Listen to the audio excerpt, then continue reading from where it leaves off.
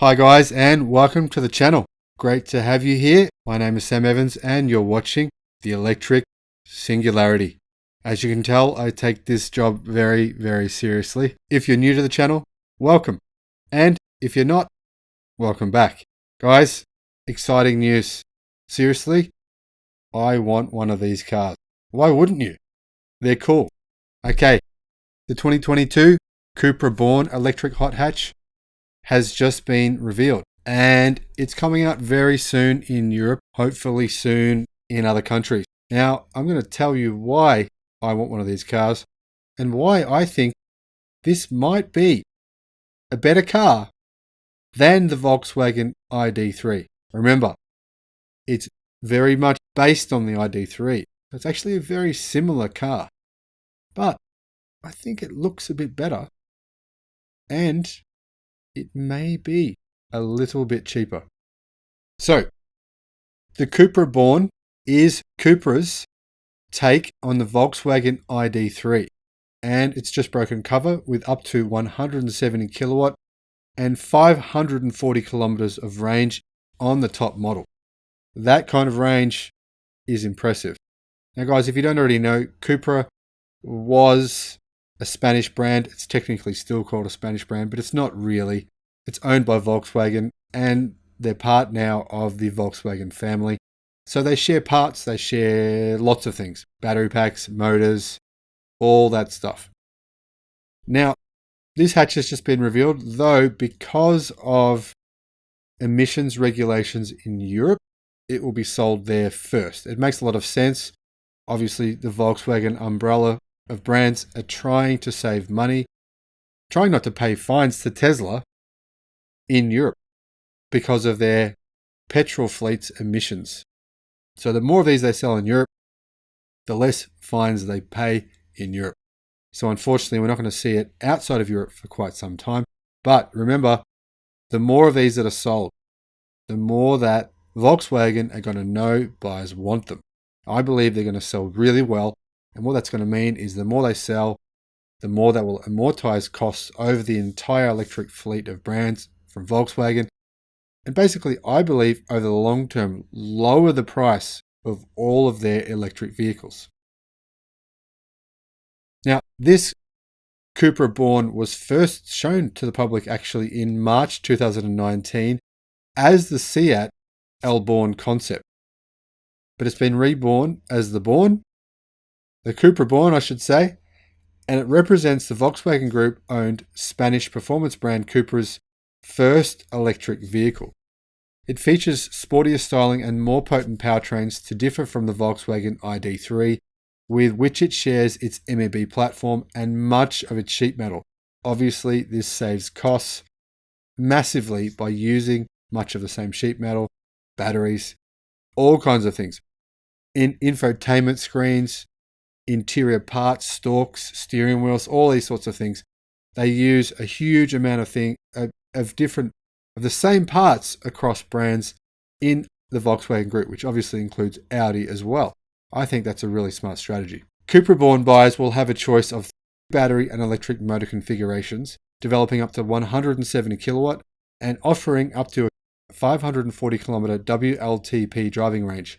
Now, the entry-level model will have 110 kilowatt and 310 newton meters of torque via an electric motor at the rear of the car. This is quite unusual. Most hatches and hot hatches are front-wheel driven. This will be rear-wheel driven. Honestly, I think it'll make it quite a fun car to drive. Rear-wheel drive hatch, or rear-wheel drive hot hatch. That sounds exciting. Now, the base model will come with the 45 kilowatt hour lithium ion battery, and it will do the 0 to 100 kilometer hour sprint, or the 0 to 60 mile sprint, in 8.9 seconds. It will have a driving range of 340 kilometers on Europe's WLTP cycle. I think that's too low.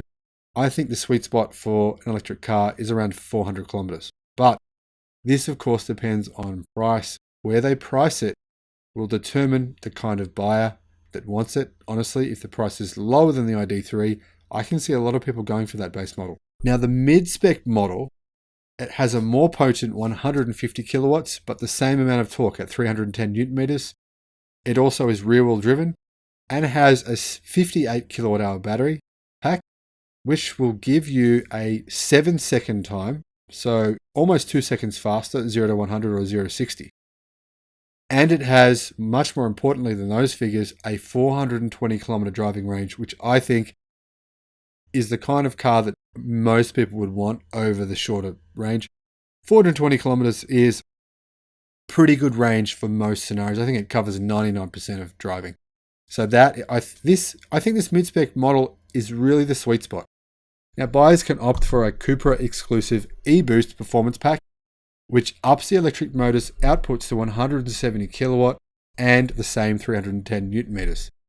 Now, if you pair the updated electric motor with a 58 kilowatt hour battery, this cuts the 0 to 100 time to 6.6 seconds. So now we're talking hot hatch territory.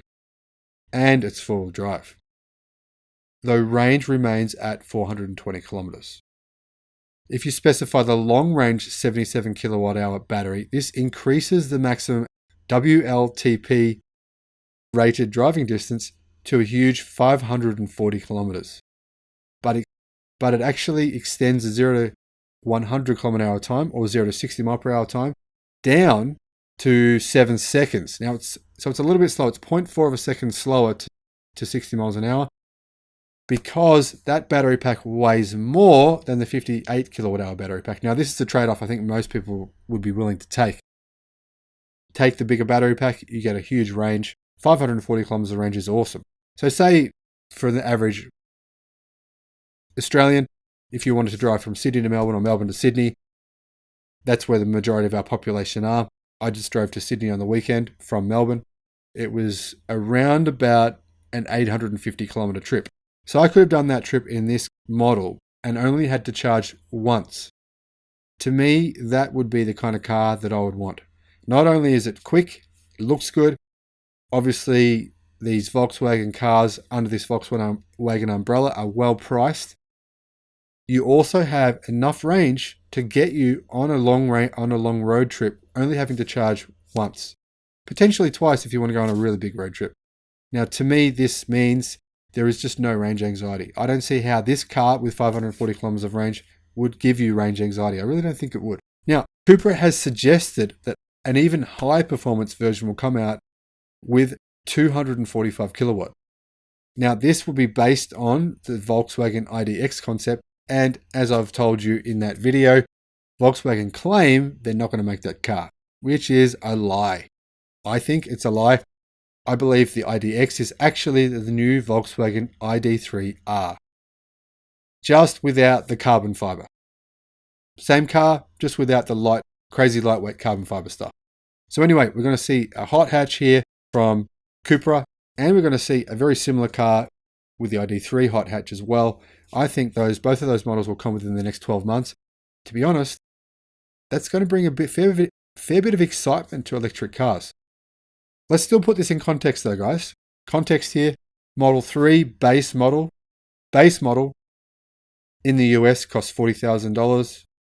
You can do the sums and just add on a bit for the tax, the Europe tax, but it's around about $40,000 US. And obviously, guys, if you're in Europe, you'll have the Giga Berlin factory being built, so that will actually decrease that price. You might even be able to get it cheaper than $40,000 US within 12 months.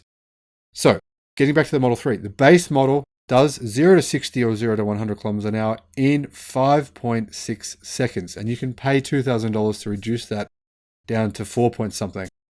So still, Tesla are still making much, much faster cars than the competition, but they don't make a hatch. And you've got to admit the practicality of a hatch is pretty cool, although Tesla do make the Model Y. Getting back to the story here, 125 kilowatt DC fast charging allows for 5 to 80% charge in 35 minutes with the largest battery size, and can add up to 100 kilometers of range in 7 minutes. Now, obviously, if you want to add that amount of range to the smaller batteries, it's going to take longer. Under the skin, optional adaptive dampers, speed-sensitive steering, and an ESC Sport mode claim to deliver better driving dynamics than the Born's MEB peers, which I find weird, right? This car brand is owned by Volkswagen, and yet Cupra is saying this car is going to have better driving dynamics than its Volkswagen ID3 counterpart. It would probably be slightly cheaper as well, because they usually position Cupra a little bit cheaper. So it appears to me as though this is going to be the better buy than the ID3. Not only will it be slightly cheaper, have better driving dynamics, it also looks better. Well, seems like a big win to me. Under the skin, optional adaptive dampers, speed-sensitive steering, and an ESC Sport Mode claim to deliver better driving dynamics than the Born's MEB peers. Wheel sizes range from 18 to 20 inches in diameter, and they're wrapped in 215mm or 235mm wide tyres. Now, if you're going to order one of these, get the narrower tyres, because realistically, you're not going to be racing it, and you're going to get better fuel economy with the narrower tyres.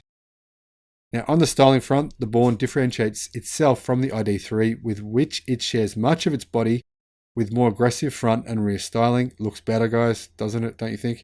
Including sharper headlights and tail lights, and sportier lower front bumper and rear diffuser treatments. Now, Cupra-specific alloy wheel designs fill the arches, while a new C-pillar decal creates the appearance of a floating roof.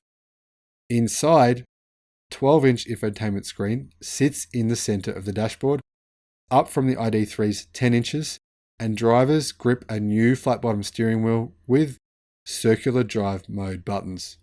Guys, if you don't already know this, you probably do, but we should point this out. Volkswagen really does. They do good interiors and they do great infotainment. Their digital driver displays, the 12.3-inch driver display, and their entire integration with Apple CarPlay, Android Auto, it really works. They've had years to perfect it now, and they're doing this really well. And obviously, this Cupra uses the Volkswagen system. It really works. My sister has just bought a Volkswagen Allspace, and I've just had to play with it, and the system is fantastic. She absolutely loves it. So that's one of the good things you're going to get with this car. Really good tech. I mean, some of you Tesla fans may prefer Tesla's tech, but Volkswagen does a really good job of this as well. And the way they integrate everything, they make it easy to see. Heads-up displays work really well. It's actually probably the best in the industry. So I highly recommend their infotainment system and just the way that they integrate it all.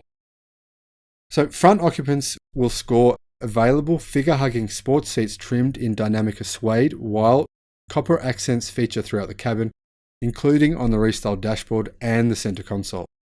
Available technology features include an augmented reality head-up display.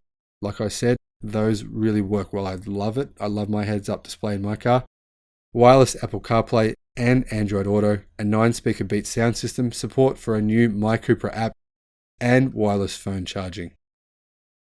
A suite of active safety systems is also available, including adaptive cruise control and lane following assist, which combine for semi-autonomous driving on freeways, known as Travel Assist, blind spot monitoring, rear cross traffic alert, a 360-degree camera, automatic parking, and traffic sign recognition.